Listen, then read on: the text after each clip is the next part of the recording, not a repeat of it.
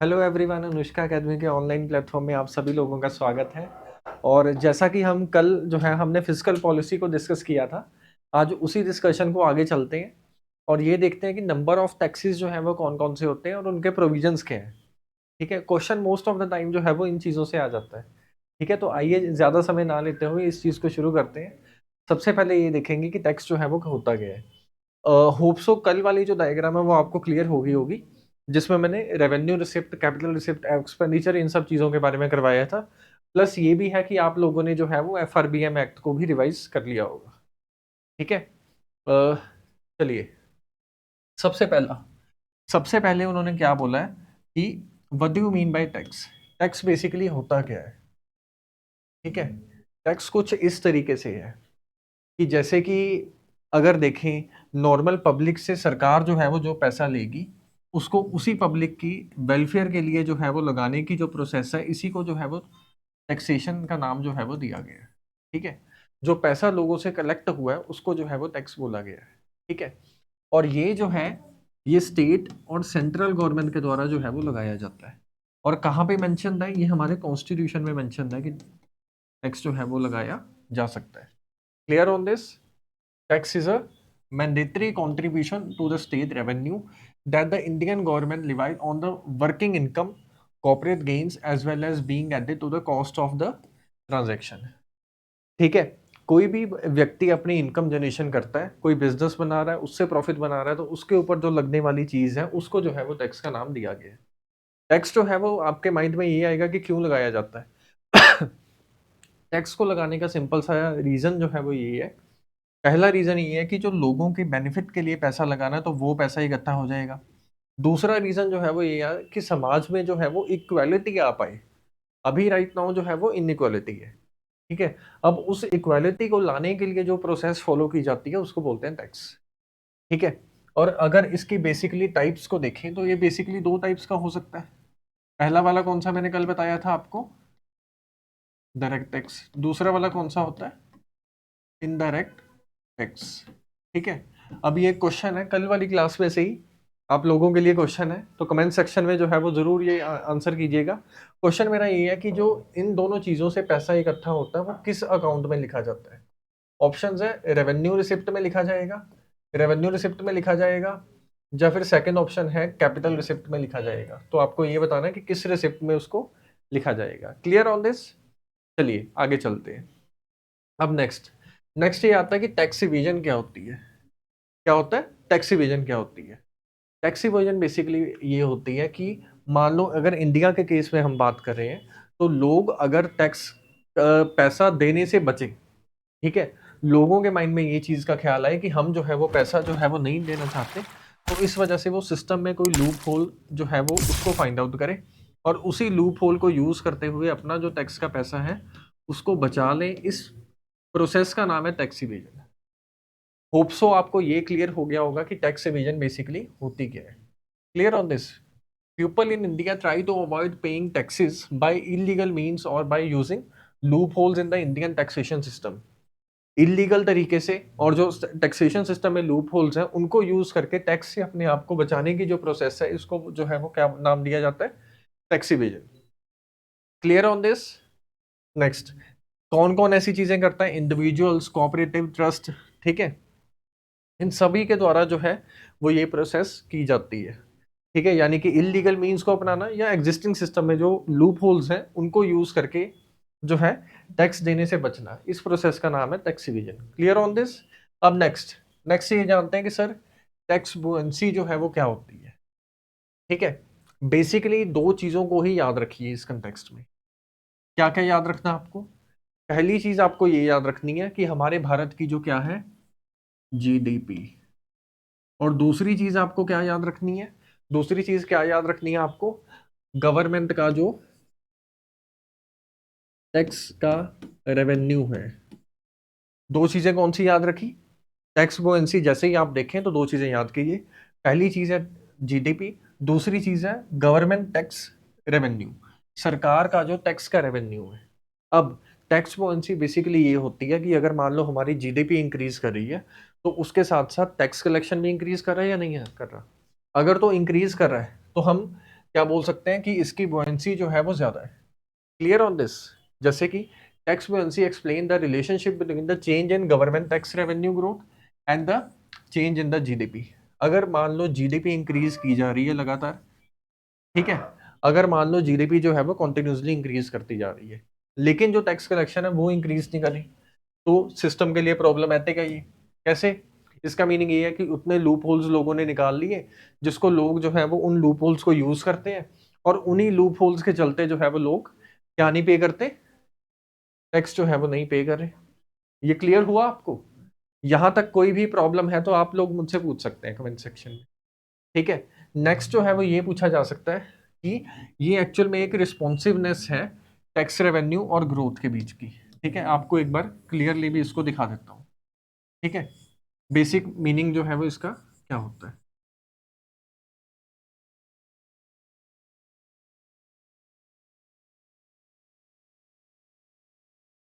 अब ये देखिए, when tax is it increases the revenue increase. Revenue जो है वो इंक्रीज होता है अगर टैक्स जो है वो हम बोलते हैं कि ये उतना ज्यादा क्या है, बॉयंट है। अब इसका मीनिंग क्या होता है? ये देखिए, दो चीजें हैं। पहली चीज ये है कि एग्जिस्टिंग टैक्स सिस्टम जो चल रहा है, ठीक है, जो एग्जिस्टिंग टैक्सेशन स्लैब चल रही है वही है, उसको हमने चेंज नहीं किया, और हमारी इकोनॉमी जो है वो इंक्रीज हो रही है। अब अगर इस केस में जो है मान लो टैक्स से आया गया जो रेवेन्यू है वो इंक्रीज करे, तो हम लोग क्या बोल सकते हैं कि टैक्स वेन्सी जो है वो ज्यादा है। Clear on this? पहली चीज क्लियर हुई। दूसरी चीज कि अगर मान लो अब टैक्स की स्लैब्स भी इंक्रीज कर रही हैं और उधर से हमारी जीडीपी भी इंक्रीज कर रही है, और उसके चलते जो है वो क्या इंक्रीज किया, रेवेन्यू कलेक्शन अगर इंक्रीज करती है, क्या इंक्रीज करती है, रेवेन्यू कलेक्शन इंक्रीज करती है, तो उस केस में हम बोल सकते हैं कि हो सकता है ये इतना बॉइंस जो है वो ना हो। तो ये आपको क्लियर हुआ। अब सेकंड क्वेश्चन आप मुझसे ये पूछ सकते हैं कि सर ये किन चीजों के ऊपर जो है वो डिपेंड करता है, इसकी जो निर्भरता है वो किस चीज के ऊपर है। पहली चीज जो जिस पे ये डिपेंड करता है वो है साइज ऑफ टैक्स बेस, यानी कि कितने लोग हैं जो टैक्स को पे करेंगे। ठीक है, जो हमारा भारत का जो टैक्स बेस है वो कितना है, तो उस पर डिपेंड करता है। सेकंड जो है वो ये है कि टैक्सेशन का जो एडमिनिस्ट्रेशन है, टैक्सेशन का जो एडमिनिस्ट्रेशन है वो कितना ज्यादा अच्छा है, लोग जो है वो कितना विलिंगली अपना टैक्स जो है वो पे कर देते हैं, तो उसके ऊपर डिपेंडेंट करता है। ठीक है, तो दो चीजें जो है वो आपको क्लियर होगी होंगी। सेकंड जो है, थर्ड जो है वो किस पे डिपेंड करता है, रैशनैलिटी और simplicity of the tax rate. जितना ज्यादा जो है वो टैक्स कलेक्शन या टैक्सेशन सिस्टम सिंपल होगा, तो उतना ज्यादा ही ये अच्छा होगा। आप सब लोग जो है वो हो सकता है ये बात सोच रहे हो कि सर आपने पढ़ाया टैक्स क्या होता है, टैक्स इवेजन क्या होता है, लेकिन इसकी रेलेवेंस क्या है। प्रीलिम्स में जो है वो इसके ऊपर क्वेश्चन तो पूछेगा नहीं। ठीक है, प्रीलिम्स के बीच में ये तो नहीं पूछा जाएगा कि what do you mean by tax, ये क्वेश्चन नहीं पूछा जाएगा। तो इसके करवाने का मीनिंग जो है वो क्या हुआ, तो सिंपल टर्म्स में इसको करवाने का मीनिंग जो है वो ये हुआ है कि ताकि अगर मेंस में कोई क्वेश्चन आए, ठीक है, मान लो मेंस में कोई क्वेश्चन आता है आपको, और उस मेंस के क्वेश्चन में ये लिखा हुआ है what do you mean by tax evasion, what are the ways by which we can, और what are the steps which can be taken by the government to decrease the value of tax evasion in India. तो इस तरीके का जो भी question आ सकता है, तो उसको आंसर करने के लिए तो आपको इन चीजों को जानना होगा। तो इसी वजह से जो है मैंने बेसिक डेफिनेशन आपको करवाई है कि टैक्स इवेजन क्या होता है, टैक्स क्या होता है, कि इन चीज़ों को जो है वो आप मेंस में आंसर राइटिंग में जो है वो यूज़ कर पाए। फिर उसके बाद आप ये उसमें एक्सप्लेन कर सकते हैं कि सर टैक्स बुओयेंसी जो है वो क्या होती है, किन चीज़ों पे डिपेंडेंट है ये। ठीक है, अगर मान लो जो है वो हमारे इंडिया में जो है साइज ऑफ टैक्स बेस जो है वो ज़्यादा है, अगर साइज ऑफ टैक्स बेस ज़्यादा है, तो इस अकॉर्डिंगली हम जो है वो ये अंदाज़ा लगा सकते हैं कि हमारा टैक्स जो रेवेन्यू कलेक्शन है वो भी ज़्यादा होगी। लेकिन ऐसा नहीं है, तो उसमें कॉन्फ्लिक्टिंग क्यों देखने को मिलती है। लोग जो है वो जो टैक्स का एडमिनिस्ट्रेशन है उसके संबंधित इतने जो है वो फ्रेंडली क्यों नहीं है, लोग इजीली पे क्यों नहीं करते। तो अगर इस चीज़ का आप स्ट्रक्चर ध्यान से समझे तो आपको आंसर राइटिंग में भी हेल्प होगी। Clear on this? अगर प्रीलिम्स में देखें तो प्रीलिम्स में भी इस पे क्वेश्चन जो है वो बन सकता है कि consider the following statement with regarding the tax buoyancy. अब उस केस में ये तीनों ऑप्शन दे देंगे, पूछेंगे which of the following is correct. ठीक है, तो होप सो ये आपको क्लियर जो है वो हो गया होगा। नेक्स्ट आ गया टैक्स इलास्टिसिटी क्या होता है। क्या आ गया कि टैक्स इलास्टिसिटी जो है वो क्या होता है, इसको ध्यान से समझते हैं। बेसिकली ये क्या होता है, it refers to the change in the tax revenue in response to change in the tax rate. Tax rate के चेंज करने के साथ रेवेन्यू कलेक्शन में कितना चेंज आया। आज सरकार ने जो है वो मान लो जो टैक्स स्लैब है वो 5 लाख से 10 लाख कर दी। 10 लाख से ऊपर वाले लोग जो है वो टैक्स पे करेंगे। अब ये करने से जो है सरकार का जो टैक्स का रेवेन्यू कलेक्शन हुई है उसमें कितना चेंज आया, ये चेंज को जो है, जो चेंज आया है उसको जो है वो क्या बोलते हैं, टैक्स इलास्टिसिटी। क्या बोलते हैं, टैक्स इलास्टिसिटी। अब उस केस में इलास्टिसिटी जो है वो कैसे देखी जाएगी, वो इन टर्म्स ऑफ परसेंटेज जो है वो देखी जाएगी। कैसे देखी जाएगी, परसेंटेज। जैसे कि for example, how tax revenue change if the government reduce corporate income tax from 30% to 25%, indicate the tax elasticity. Clear on this. Tax जो है वो बहुत ज़्यादा इलास्टिक है। इसका मीनिंग बेसिकली क्या हुआ, इसका मीनिंग ये हुआ कि अगर सरकार जो है वो अपने जो टैक्स रेट्स हैं उनको चेंज करती है तो उसके रिस्पॉन्ड में जो रेवेन्यू कलेक्शन है उसमें क्या चेंजेस आती है। अब इसी चीज से संबंधित एक व्यक्ति था, उसका नाम था, क्या नाम था, लेफर। और ये इकोनॉमिस्ट जो था, इसका पूरा नाम आर्थर लेफर था। इसने एक कर्व दी थी जो कि बहुत ज्यादा फेमस है, और उसको जो है कुछ ऐसे बनाया जाता है, यानी कि ये एक इन्वर्टेड यू शेप्ड कर्व है। कैसे है, इन्वर्टेड यू शेप्ड कर्व है। अब ये कर्व बेसिकली कहती क्या है, ठीक है। अब इस कर्व का जो है वो ये कहना है कि अगर यहाँ पे हम जो है वो टैक्स रेट को मेजर कर दें और यहाँ पे हम रेवेन्यू को जो है वो मेजर कर रहे हैं। अब इसका ये सिंपल सा कहना है, यदि सरकार टैक्स रेट इंक्रीज करती है, क्या बोला मैंने, यदि सरकार टैक्स रेट जो है वो इंक्रीज करती है तो जो रेवेन्यू कलेक्शन हमारे पास हो रही है वो इंक्रीज होती है। लेकिन उसका एक लेवल होता है, एक लेवल पे इंक्रीज होने के बाद वो डिक्रीज होना शुरू हो जाती है। फॉर एग्जाम्पल, अगर सरकार जो है वो आज बोले कि 5 लाख से स्लैब जो है वो बढ़ के 7 लाख की होगी, और टैक्सेशन अगर मान लो कोई बंदा जो है वो 500 रुपये का टैक्स देता तो उसकी जो अब वो पे करेगा वो 700 होगा। तो एक समय तक ये ठीक है, यानी कि उसकी जब तक पीक नहीं आ जाती, यानी कि जब तक ये सैचुरेशन पॉइंट नहीं आ जाता उस समय तक वो चीज़ ठीक है। लेकिन अगर सरकार जो है वो कॉन्टिन्यूसली अपना रेवेन्यू इंक्रीज करने के लिए टैक्स स्लैब्स को जो है वो इंक्रीज करती जाएगी तो उसका जो रेवेन्यू कलेक्शन है वो कम होना शुरू हो जाएगा। क्योंकि लोग जो है वो ये सोचेंगे कि हमारी इतनी ज़्यादा इनकम है, हम सरकार को क्यों पे करें, हम इससे अच्छा जो है वो किसी और नेशन में चले जाते हैं, किसी और नेशन में इन्वेस्ट कर देते हैं, किसी और नेशन में बिजनेस कर देते हैं। ठीक है। तो यही जो है वो लेफर कर्व के द्वारा बताया गया। यानी कि अगर मान लो कि प्रीलिम्स में कोई क्वेश्चन पूछा जाए, प्रीलिम्स में क्वेश्चन में आपको बेसिकली ये पूछा जा रहा है कि लेफर कर्व जो है वो बेसिकली किन दो चीजों के बीच में रिलेशन जो है वो दिखाती है, किन दो चीजों के बीच में रिलेशन दिखाती है। पहली चीज क्या है, रेवेन्यू कलेक्शन जो हुई, रेवेन्यू कलेक्शन जो हुई, और दूसरी चीज क्या है, जो टैक्स स्लैब है। Clear on this. इन दो चीजों के बीच में जो है वो इसके द्वारा रिलेशन दिखाया जाता है। सेकंड क्वेश्चन जो है वो ये पूछ सकते हैं कि सर इस रिलेशन में दिखाया क्या जा रहा है।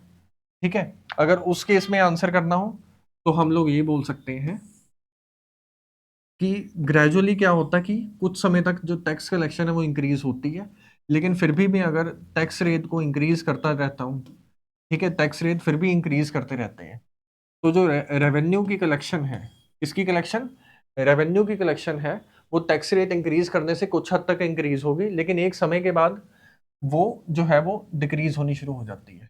यही चीज जो है वो किसके द्वारा समझाई गई थी, लेफर कर्व में इसके द्वारा जो है वो समझाई गई थी। होप सो आपको ये चीज जो है वो क्लियर होगी होगी।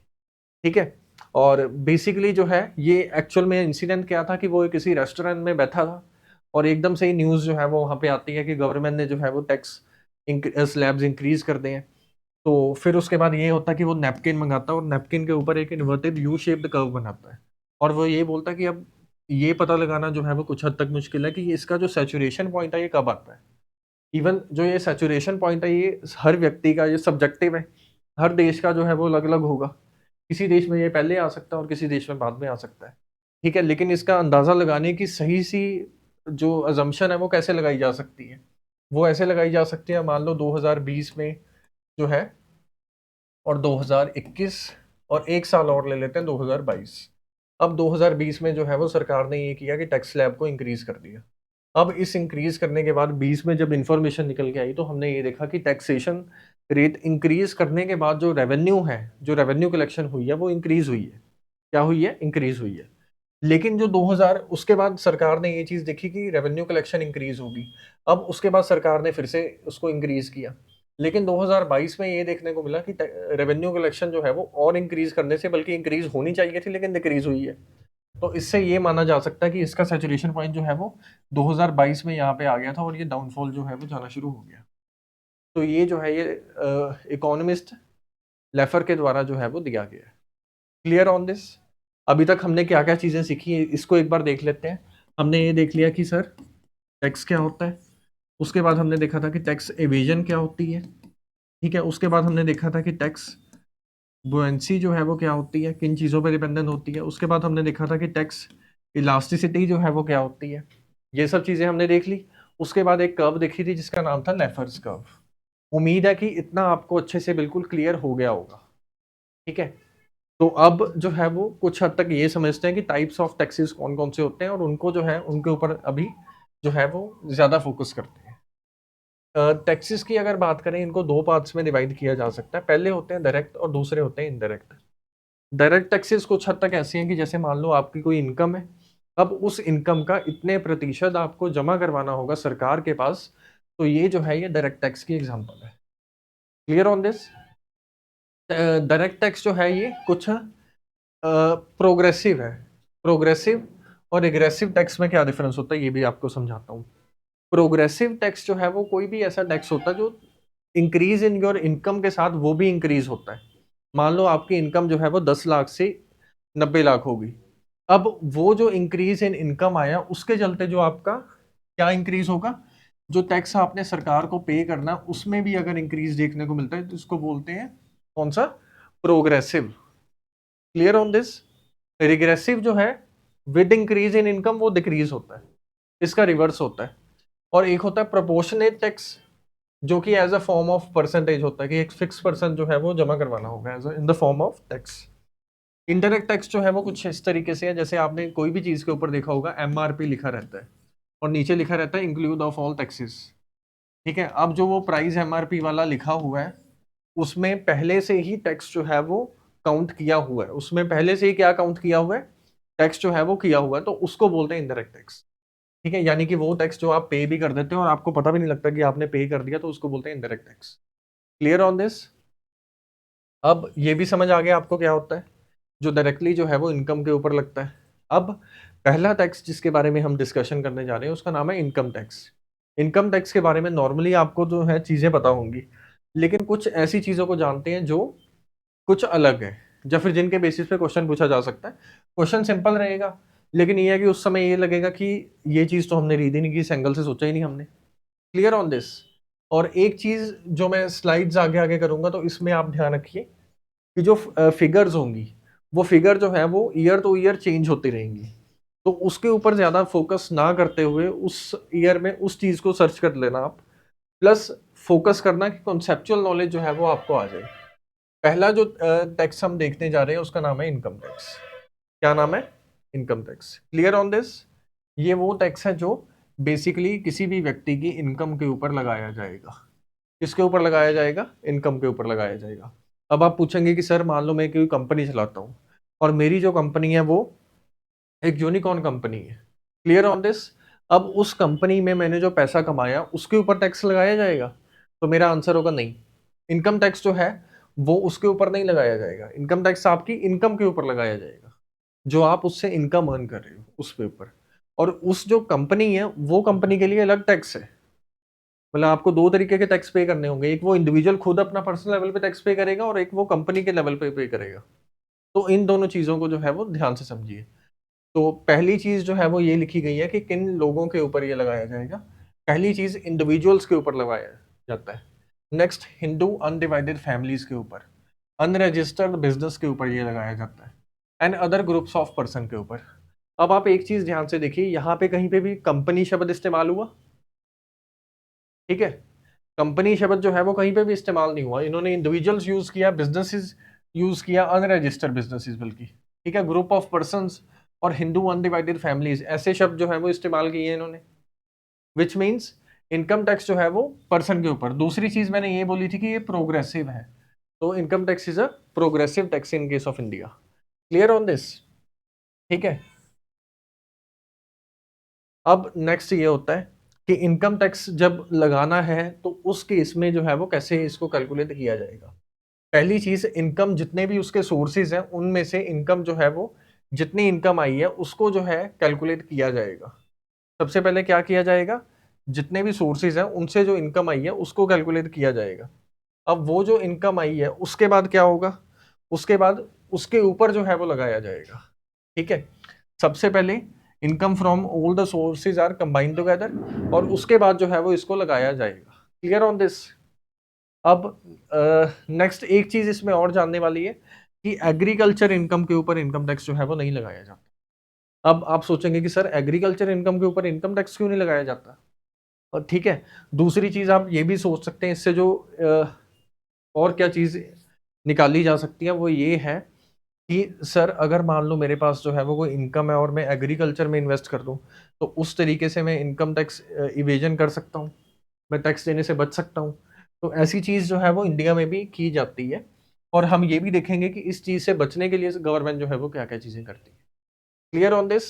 अभी तक इनकम टैक्स जो है वो सारा क्लियर हो गया आपको क्या होता है? सेकंड सेकंड जो है वो ये है कि कॉर्पोरेशन। ठीक है, कॉर्पोरेशन टैक्स जो है वो क्या होता है बेसिकली। पहली चीज ये देखते हैं कि ये प्रॉफिट ऑफ कॉर्पोरेशंस के ऊपर लगाया जाता है प्लस बिजनेस फर्म्स, इन सब चीजों के ऊपर लगाया जाएगा। Clear on this? और ये जो है इस केस में मान लो आप एक बिजनेस जो है वो होल्ड करते हो तो उस बिजनेस को आपकी इनकम से अलग रख के देखा जाएगा और उस बेसिस पे कैलकुलेट किया जाएगा। Clear on this? तो यही जो है ये सेकंड लाइन में समझाने की कोशिश की गई है। अब यहां तक कोई प्रॉब्लम? नेक्स्ट नेक्स्ट थिंग है भी कोई भी ऐसी कंपनी जो कंपनीज एक्ट 1956 में रजिस्टर है। कब? कोई भी ऐसी कंपनी जो कंपनीज एक्ट 1956 में रजिस्टर है, भले ही वो प्राइवेट कंपनी है या सरकारी कंपनी है। प्राइवेट है या सरकारी है उसको एक टैक्स पे करना होगा और वो जो टैक्स है वो कौन सा होगा? Corporation tax. कौन सा tax? Corporation tax. Clear on this? यहां तक कोई प्रॉब्लम? ठीक है। अब इसकी जो एडजस्टमेंट है वो अलग अलग होगी। अब आप लोग एक चीज के ऊपर ध्यान से फोकस कीजिए, जो मैंने आपको ये डेफिनेशन लिखवाई है, ठीक है, जो मेरे द्वारा आपको ये डेफिनेशन लिखवाई गई है या मैंने आपको यहाँ पे दिखाई है, तो इसमें एक अक्षर के ऊपर फोकस कीजिए कि लिखा हुआ है प्रॉफिट ऑफ कॉर्पोरेशन। प्रॉफिट। ठीक है। और बिजनेस फर्म्स इनके ऊपर जो है वो लगाया जाएगा।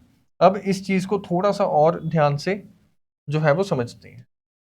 ठीक है। अब हमारे पास मान लो कि दो अकाउंट्स हैं।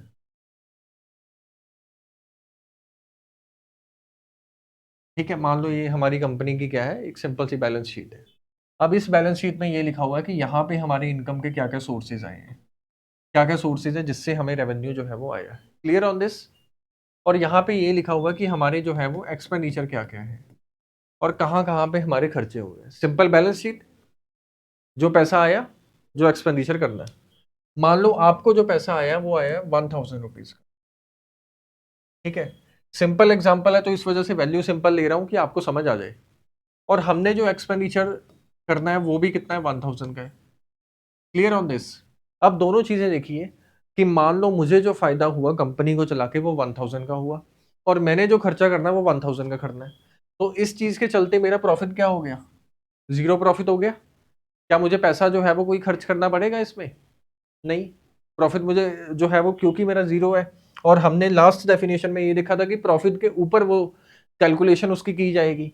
तो इस केस में मैं तो हूं जीरो टैक्स के साथ। Clear on this? अब एक चीज देखिए, एक सिंपल सा केस स्टडी बताता हूँ। आज की डेट में जितनी भी आप इनकम जो है वो अर्न कर रहे हो, अगर अच्छी खासी कंपनी हो तो आपको 1/3 यानी कि 1/3 जो है वो टैक्स के रूप में सरकार को देना होता है।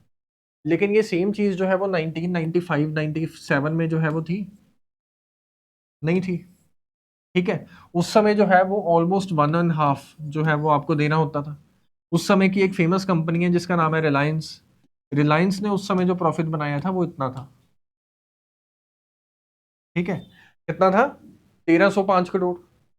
अब आप सिंपल सा ये अंदाजा लगाएंगे कि सर उस समय जो इन्होंने फिर टैक्स पे किया होगा वो तो इसकी हाफ अमाउंट होगी, लेकिन ऐसा नहीं था। ऐसा क्यों नहीं था, सोचो, ये कॉन्सेप्ट को यूज करो। कैसे? इनकम इतनी आई, एक्सपेंडिचर भी उतने शो कर दो, तो प्रॉफिट जो है वो जीरो हो गया। और कॉर्पोरेशन टैक्स जो है वो प्रॉफिट के ऊपर लगेगा, और अगर प्रॉफिट के ऊपर लगेगा और वही जीरो है तो वो भी जीरो हो जाएगा। क्लियर? अब यही लूप होल है। इस लूप होल को सही करने के लिए जो है वो एक सरकार के द्वारा एक नया कॉन्सेप्ट लाया गया जिसको बोला जाता था एमएटी, मिनिमम अल्टरनेटिव टैक्स। क्या बोला जाता था?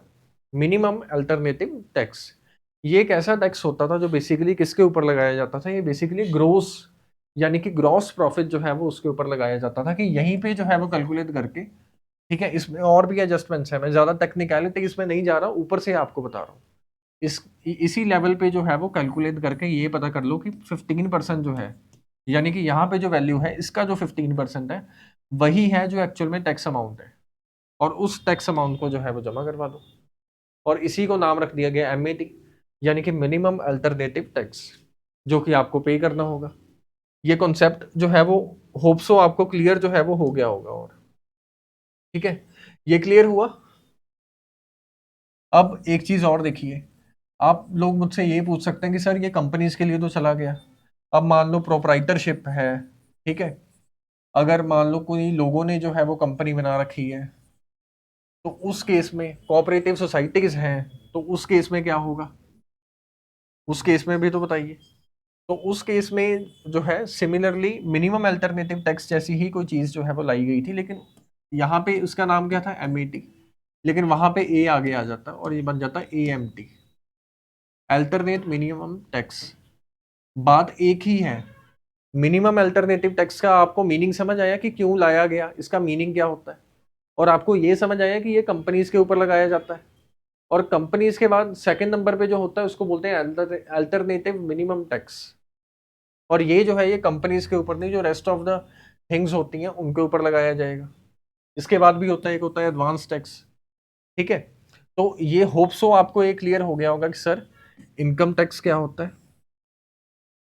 उसके बाद हमने किया था कॉर्पोरेशन टैक्स क्या होता है। उसके बाद हमने किया था कि सर मिनिमम अल्टरनेटिव टैक्स क्या होता है। और हमने ये भी जान लिया था कि एएमटी जो है वो, यानी कि अल्टरनेटिव मिनिमम टैक्स जो है वो क्या होता है। इन चारों टैक्स को आप समझ गए? इसमें कोई प्रॉब्लम है तो कमेंट सेक्शन पे प्लीज हमें बताइए, उस चीज को हम जो है वो सॉल्व करने की कोशिश करेंगे। अब एक बार डेफिनेशन देख लेते हैं एमएटी। ठीक है, ये क्यों इंश्योर किया गया था? ताकि कंपनीज जो है वो अपना प्रॉफिट जो है वो बिल्कुल जीरो दिखा देती थी, और उस चीज के चलते जो है वो उनको जीरो जो है टैक्स पे करना होता था। इसी चीज से बचने के लिए ये लाया गया। Clear on this? नेक्स्ट आ गया कैपिटल गेन्स टैक्स। क्या आ गया? Capital gains tax. मान लीजिए आपके पास कोई चीज है और उसकी जो कीमत है वो बहुत ज्यादा लार्ज है, वो एक एसेट है, और वो एक ऐसा एसेट है जो आपको पैसा देगा। ठीक है, क्लियर ऑन दिस? अब आप उस चीज को सेल करते हैं।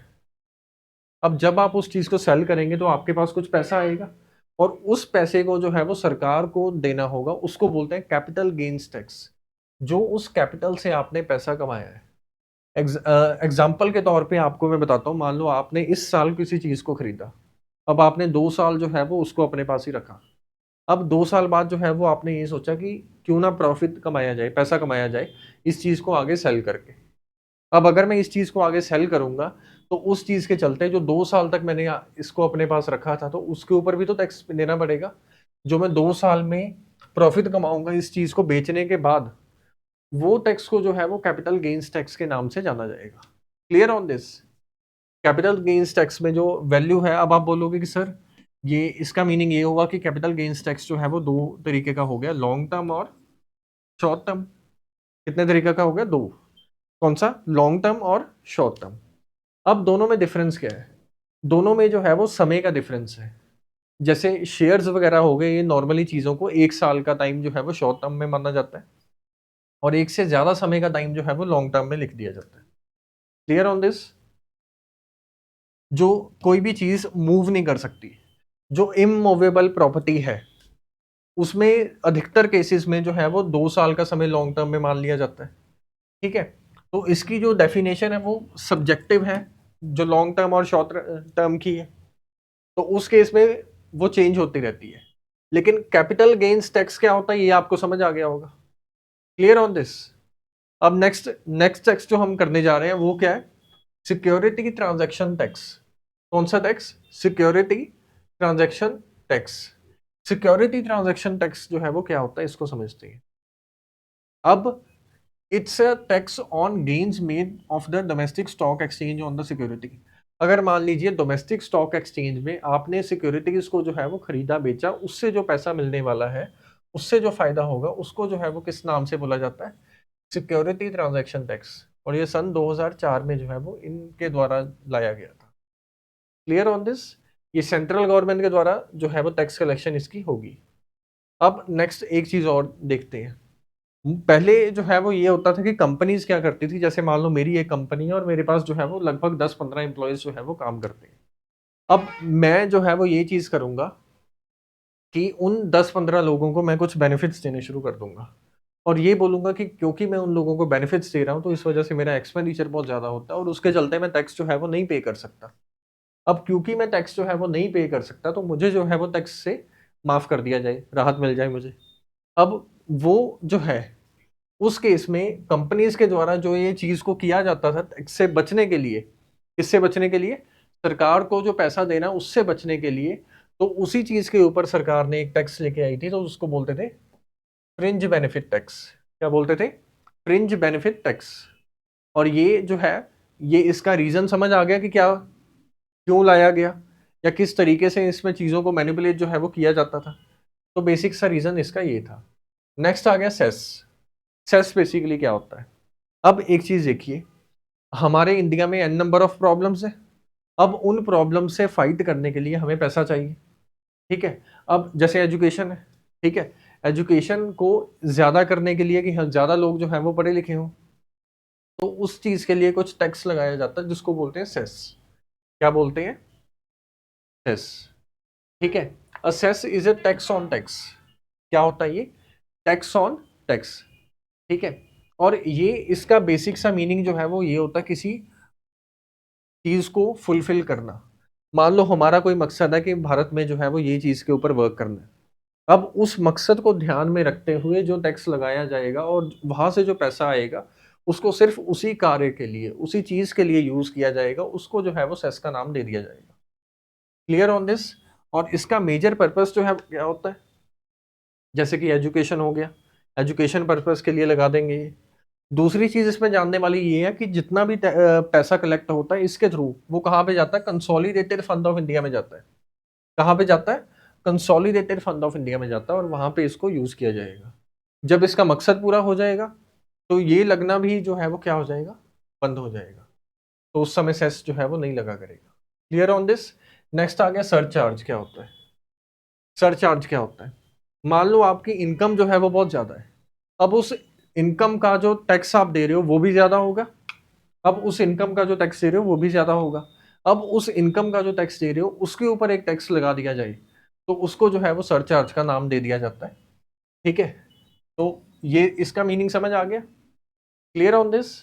तो इस तरीके से आज हमने क्या क्या सीखा उन सब चीजों को एक बार ध्यान से देख लेते हैं।